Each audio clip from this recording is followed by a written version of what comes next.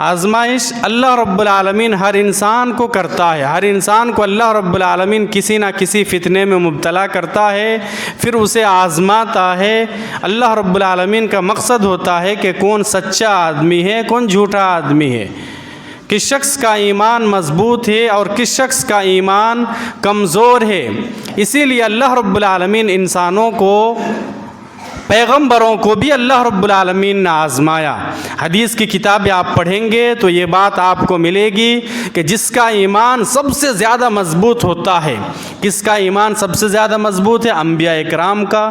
تو انبیاء اکرام کو اللہ رب العالمین نے سب سے زیادہ آزمایا۔ پھر کہا فالامثل ثم الامثل، اس کے بعد پھر جس کا ایمان زیادہ مضبوط اسے زیادہ آزماتا ہے، اس کے بعد پھر جس کا ایمان زیادہ مضبوط اسے اللہ رب العالمین آزماتا ہے۔ مطلب یہ ہے کہ ہر انسان کو اللہ رب العالمین آزمائش میں مبتلا کرتا ہے۔